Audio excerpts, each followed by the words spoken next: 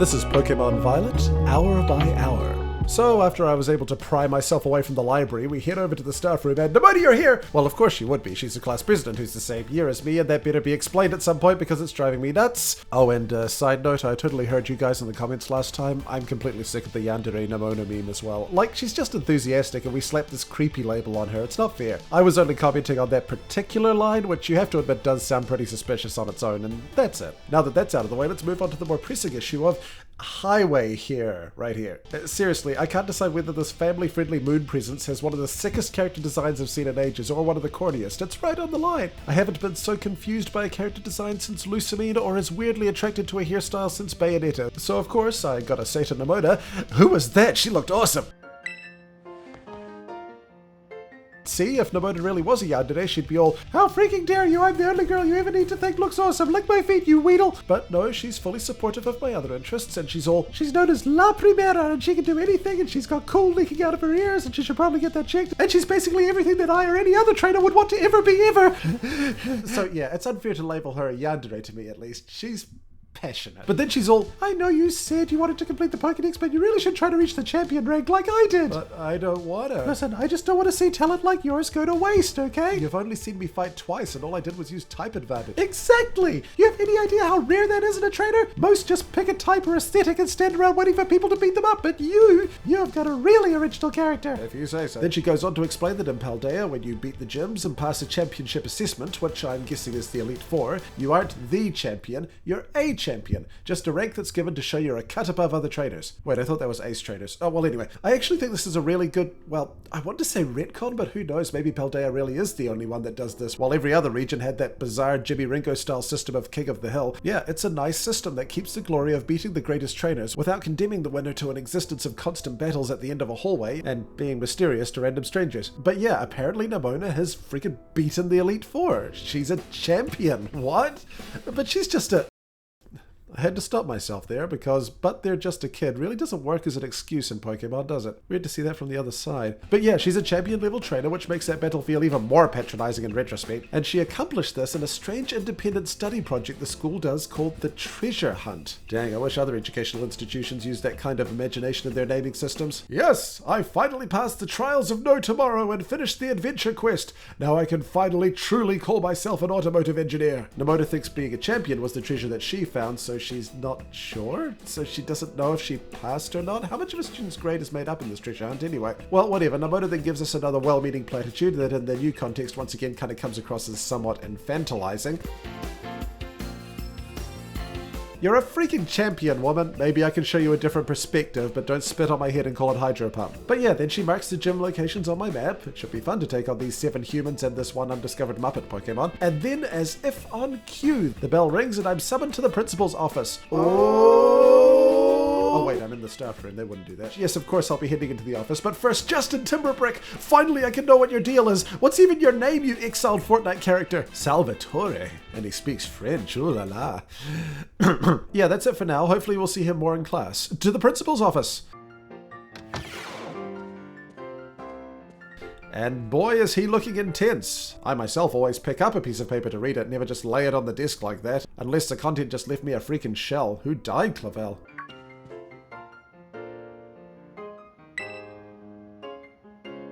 No, actually, I haven't been enjoying your school. Who okayed the horizontal wiener sandwich anyway? You can fit more wieners in there. That's what she... It's still awkward. No, but there is a reason why Clavel wants us to meet us here rather than in the school proper. Aside from the implied embarrassment that his pants shrunk in the wash. And that's to meet his friend with a serious matter to discuss.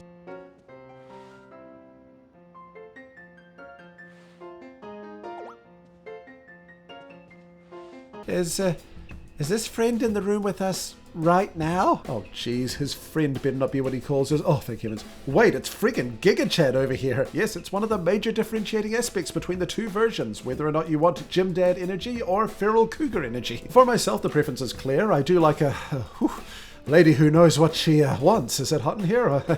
But unfortunately, Miraidon and the aesthetic match of a purple theme won out. Hopefully we'll still meet domesticated Ayla from Chrono Trigger at some point, but for now it's Professor Turo who's running a research expedition into Area Zero, or the Crater of Doom mentioned earlier. He wants to talk to me specifically because I'm the one traveling with Miraidon. Wait, hang on. Yeah, literally the only people who've seen me with Miraidon is Arvin and Nemona. Who's the narc? And did I mention how awesome he is? He used type advantage against me. Plus, he helped out a Miraidon. Yes, a Miraidon. I heard you the last 3 times. It's a mystery. But yeah, the reason Turo was interested in Miraidon is because he used to be Miraidon's caregiver. So how did Arvin get it? Well, it was entrusted to him by Turo, but Arvin just flippin' passed the buck like a careful driver on a Utah mountain highway. Basically, Turo's all, do you think you could take care of Miraidon without giving it to the next rando that punches your chipmunk? And my snack meter's filled up enough that I'm all, nah. And he's like, and yet, it's clear from how Miraidon reacts to you that you must be a kind trainer. I gave it a sandwich and clowned on his trainer. Truly, none has shown a kinder heart to my old friend. You really need a better social circle, Professor. Probably. Well, off to the death pit. And then Clavel wonders if Miraidon came from the pit? Your friend, whose life mission is clearly working on the pit, fishes an entirely new Pokemon out of it, and doesn't even throw you a text. But yeah, now we have the important role of cyber snake sitting. Clavel is stuck in his own little world, so we just see ourselves out and bump into Nemona on the way to the door. Well, you should know, you lousy Raticate. Hey, yeah, you're also the one who told him about the fight outside with Team Star. Forget about Yandere, Nemona, that's just a distraction from her real identity as a filthy snitch. Oh, but I can't stay mad, it's time to see our dorm room and whoa! My dorm room in Pokemon is nicer and larger than my real-life house. How did that happen? Jeez, I gotta lie down, which Nemona recommends as well. Just don't sniff other people's beds, alright? We had this one transfer student from Alola and you just would not believe the lawsuits. So after checking out the place and being minorly disappointed that you can't rearrange or customize the furniture or even enter the bathroom, this locked door epidemic is getting out of hand. I can't even enter all the doors in my own room. But that aside, it's way too empty to not be filled with nicks and or knacks as my journey progresses. So for now, I hit the hay and call it a day. Zzz. Days now, I guess. Why not? Everyone loves a time skip. This one's a leap of 3 whole days, judging by the sun movement. But those 3 days were apparently enough to cram all basic book learning into my boyish brain, as now it's time for a special assignment. Travel the world in search of your own treasure. And then we begin our special assignment after that highly unsatisfactory primer you could easily fit on a wine mom's wall. And seriously now, what on earth do you mean? I hate required reading, but this could at least have used a pamphlet. Like, yeah, he says more than that, but at the same time he doesn't. Now is the time to turn your eyes upon the wider world and deepen your understanding. Even this freaking 5-year-old over here. Explore Paldea's abundant nature, soak in its rich culture, discover the Pokemon that live here and get to know the people too. Where will you travel? Who will you meet? And what will you achieve? Let the treasure hunt begin! Sir, how do you pass this course? How do you fail? Why, you pass by having a lovely time and proving to us that you did! Hooray! With a 200-page dissertation on my desk by the end of the month. Freaking knew it! Oh, and there's one other way to fail. Stay away from the Crater of Secrets. Violators will receive a severe penalty once we've transferred your soul to the nearest Yamask. But yeah, after having this random Pokemon named and center framed for us for I'm sure no reason whatsoever, the world is our cloister now apparently. We can go and do whatever we want as long as we acquire some kind of nebulous personal treasure. Wow, this actually gives me a feeling of freedom I've not felt in a Pokemon game in a long time. I don't think ever to this extent. Let's go back inside and take more classes. Sorry, I just love school stories and the lessons are getting really interesting for the most part. I want to at least get as much knowledge as I can before I head out into the world. You know, a reverse Ash. So it looks like lesson 2 of biology is ready. Let's see if Mr. Jacques can make up for his lackluster previous performance. He spends half the time telling us to let our Pokemon out of our balls occasionally and fobbing us off onto another class. Okay, but the other half is about what Pokemon are born from. Ah, yeah, here we go.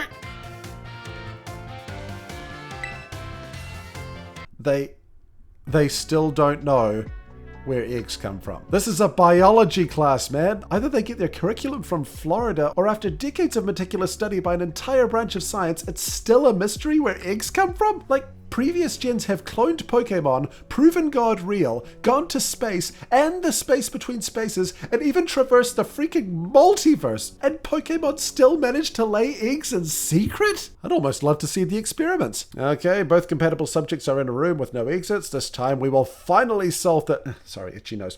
The mystery of... Oh, come on! And also, Pokemon often leave their young with humans, ostensibly because they trust us, but I don't know, it sounds more like a cuckoo nest situation to me. So that was more interesting than last time. Let's see if maths can continue its hot streak. They're teaching kids how to shop responsibly now. They're years ahead of us. What's the next lesson? Are they going to teach us how to pay taxes? Then it's battle studies and yep, they win this round hands down. Actually talking about an important mechanic before I encounter it. That's a first. So sweet, there's crystals out there where I can do raid battles with other players for rare mons. Neat. Oh, and you also get AoE buffs that you can use with limited uses. That's cool. With the party heal being called... Like, I know it's going to be heal up, but why did they have to go with the most boring possible option? Both of these are way better.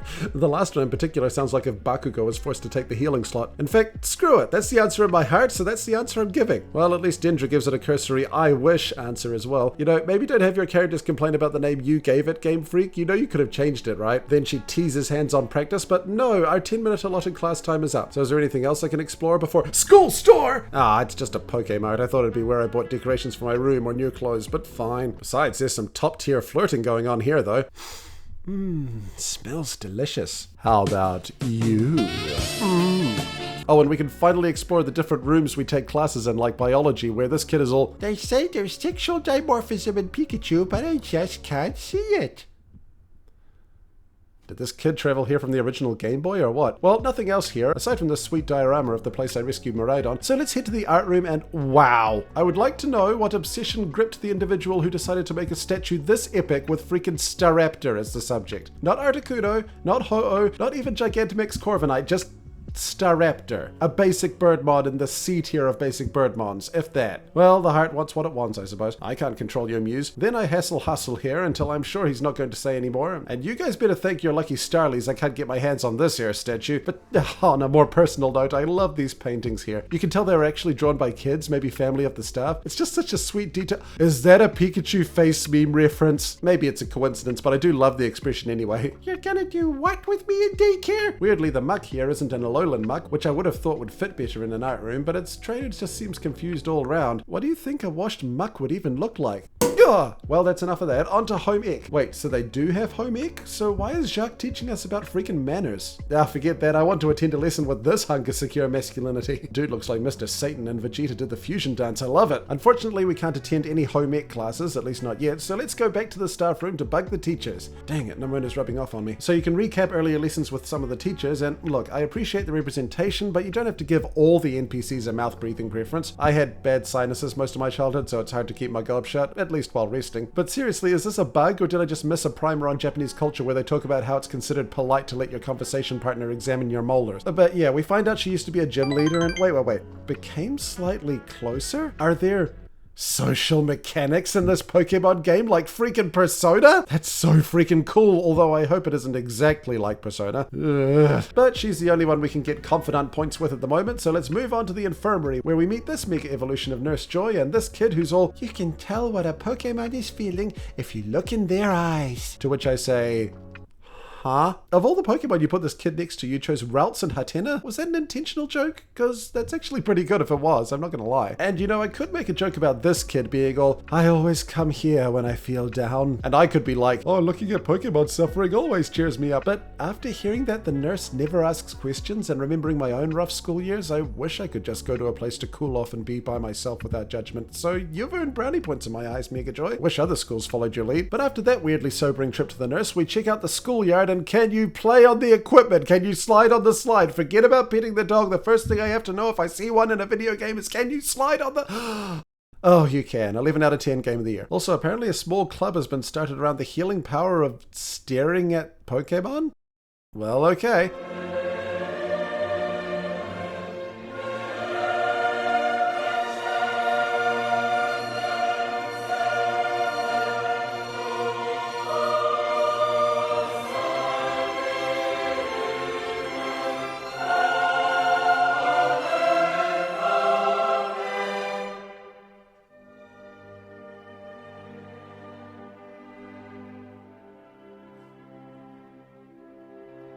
Then we head past the school garden, which I'm actually shocked doesn't have a farming minigame attached, and that's how big Tropius is. I could have sworn it was like Onyx height, but look at this. I mean, this is not a design for a small mon. First Venonat, now this. Next you'll be telling me Nidoking is shorter than Mr. Rhyme. Moving on. Oh, sweet training with Dendra. We're gonna spar or a minigame or just cut away. Sure, why not? At least I get confidant points out of it. I do like that she's a horrible sandwich artist, though. I've got to be honest. Oh, okay. Thanks. You became slightly closer. Lastly, we check out the homerooms and, oh, Gengar could freaking swallow me before Gigantamaxing? This world is terrifying! But aside from that revelation and this one that there's the son of a professor attending the school, I don't give a about my family name. What a brain tickler. I'll have to stew on that one. But yeah, that's the whole school checked out. Neat. I'm guessing we'll have to report back at regular intervals for more classes and such, so yeah, back to our treasure hunt. Ugh, amen, brother. Well, let's just let out Lepata and start on our very own Pokemon journey, Ash style. After Nemona explains to us exactly what the treasure hunt entails, after it started, what is with this Jed and teaching us crap after the fact? Like, I get the idea that we're meant to feel our way through the mechanics before the tutorial steps in, but there's a limit, guys. Fine. So what exactly is the treasure hunt? Just do whatever and try to accomplish something. So after learning exactly what the treasure hunt is, Nemona's all, fight me! And I'm like, no! And she's like, okay, let's talk about cartography instead. And I'm like, can I go back to the fighting option? And she's all, not so snarky now, are we? And I'm all, look, chasing the jerk options is the closest thing I have to a personality, which kind of makes me consider if jerks and bullies have a similar issue in real life where they don't really understand their identity or achieved any kind of self-actualization, so they act out to subconsciously give themselves any sort of identity to cling to. And she's all, you can put pretty stickers on your map! Oh hey Arvin, just in time to fight over me like a piece of meat. He wants me to help him find the sensu beans, while Nemona wants me to take on the gyms, and both of them seem unaware of multitasking, but I guess they are NPCs after all. Cassiopeia even chimes in to make sure that we try to take down Team Star as well. So I've got the gym plot, the world building plot, and the villain team plot all dumped on me at once, and I'm just like, girls, you're all pretty, there's enough swatches of Suede to go around. And that sounded way cooler in my head, but then holy crap. It's a snake. It's a motorbike. It's a Pokemon. It's purple. And I can ride it. Give me a Zoroark Mega Evolution and I've found my freaking treasure already. And finally I can ride Miraidon and it's so awesome, and you want to chug some tea? Chug? Chug. But yeah, they've got these cool Akira-style light trails that are probably giving everyone cancer, and you can freaking jump, and oh, the weirdly specific type choices for the mural from earlier were just a section of the complete design. That makes more sense. My bad for dunking on it. But anyway, Miraidon's like a transformer and has my freaking brand color, and I can traverse to the rooftops and probably get the school sued for noise pollution and roof damage, but I can ride through the region like a freaking road trip. I am so pumped! Come on, Miraidon, let's heal up and roll! Oh wait, what was that announcement earlier? Oh, new classes, hot dog. Ooh, some new subjects. First is history. That could be amazing. We got Miss Ryfort for that. Oh, I love the old History Pokeballs in the background. That's a good Easter egg. But I do wish they also had the design from Pokemon Forever. But yeah, we're actually learning more about the big forbidden cave that's certainly no place for adventurous, spunky youth who want to extract its tantalizing secrets. But apparently Area Zero, as it's called, is over 1 million years old and used to have something resting in its depths. Oh, one step closer to the Pokemon cosmic horror story I've always wanted. Unfortunately, the Great Worm Giratina isn't an option, and I'm tempted to say Snorlax, that's hilarious, but I want to get on her good side, so let's just go with treasure. And yep, there's a legend of treasure buried in the cave's unknowable depths. So with one final, you'd better not do anything foolish, like enter the forbidden cave of endless wonder and inevitable fame, okay guys? We move on to home ec with Vegeta. Sagita? Vercule? Hergita? No, we'll stick with Sagita. It's close to his actual name and it still sounds like a plant. What's his deal? Oh, he's finally explaining what sandwiches do in this freaking optional side class. What if I just hit it out? Whatever. Thank you, Mr. Sagita. Please explain the baguette meta to me. Aha. So they provide buffs to certain Pokemon in the party, like extra XP and so on. That's cool. Thank you, sir, for explaining that. Gosh. Let's see. Oh, now I can do the second classes for those. Ah, yes, please. Hit me with your history stick again, Miss Ryfort. Dang, there was a freaking dictatorship in this region ages ago. Screw Johto. Make that the sequel to Legends Arceus. Give me Andor but Pokemon to play and I'll die happy. Also, apparently back then, people used to believe in legends, magic, and beings beyond human comprehension. Can you imagine living in a world where those exist? I sure am glad we live in this grounded, science-based world of ghost-possessed phones and fairy keyrings. Then, as is now tradition, she urges us not to pursue the creamy nougat at the center of the crater of wildest dreams, and lets us be on our way. Then it's home ec again, and this time Sagita's here to tell us about how you can only use potions to heal in battle, not sandwiches, which is kind of weird as sandwiches by their nature are still portable consumables, you know, like a potion. So, sir, hypothetically, if you pureed a sandwich into liquid form and diluted it until it fit in a potion bottle, would that be like... That's dangerous talk, Suede. Better just give your Pokemon berries to hold and they can decide to eat it when they're ready. Berries? Yes. As in food they hold in their hands and eat at their leisure. Now, hold on, Suede. Now, I just want What to... if I were to make like a berry jam and spread it on a sandwich? Attention! Oh, well, that's all the classes for now, but ooh, social links for the other teachers have opened up. Juicy. Okay, first is Jacques. Hey, Suede, have you gotten used to things here? No. Excellent. I developed the Pokédex app. Bring me info on 30 of them. It's the only thing that still makes me feel something. Mood. Okay. And since I only have 20 Pokemon right now, let's talk to Seijita some more. Oh, Suede, the jammy lad. Back again. You know, I've heard about you. I deny everything. That could have been anyone riding a robotic snake on the rooftop. So you aren't a strong battler? No, I'm the strongest battler. Good man. Then onto the staff room to bug Ryfort. Suede, old and busted or new hotness? What? Old and busted or new hotness? I like both of them. Choose. Newer stuff has slightly less overt racism, so I'll go with that. Yes, I could see some use for this one. Run along. Then to Clavel. Suede, how's your treasure hunt going? Haven't started. Oh dear. By the way, what does chuggy mean? It's not a sex thing, right? No, it means old and busted, as opposed to new hotness. Fair, that does explain why I've been hearing it a lot. Well, I'm depressed now. You may go. And finally to Megajoy, whose name is actually Miriam. Oh, hello. Haven't seen you before. Yes, you have. I spoke to you earlier today. You asked if I was tired. Don't be silly. I've never seen you before in my life. But I could have sworn I... Gosh, I'm bored. Clearly. You fell off a cliff, right? Yeah, but I got better. Lovely. And that's all the stuff for the school. Finally exhausted for now. Come, Miraidon, let us trip the light fantastic and destroy the rooftops across this glorious region. Adventure awaits. After a nap. Who's that Patreon? It's Cole Darrett.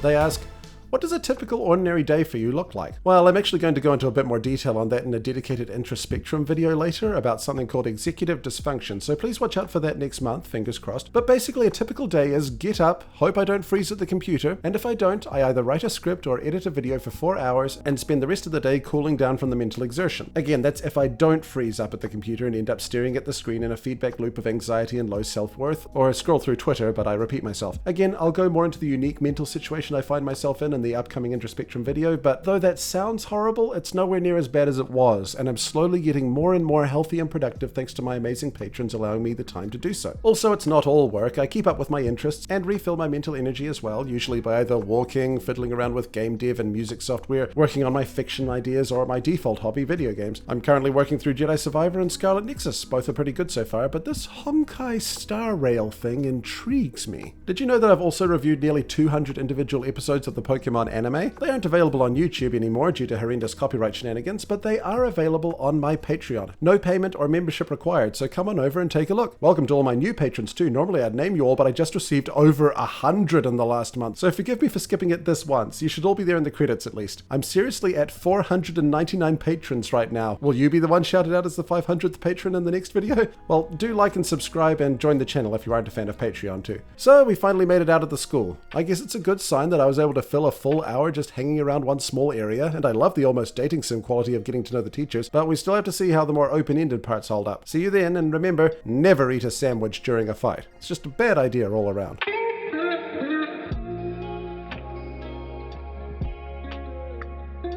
Oh, and shout out to Meep Cubed, Avon Cornish, Vongol and Ninja, Maury Spear, Wolf Raptor, Matthew Butcher, Black Devil 1942, Brendan K, Mystic Samurai 1983, John G. Robertson, Winters King, Ginbo, The Dark Master, Calvin Atkinson, Mario Fanboy 15, Matt Stores, Jonathan Johnson, and Trey McGowan for their high-tier contributions to the channel.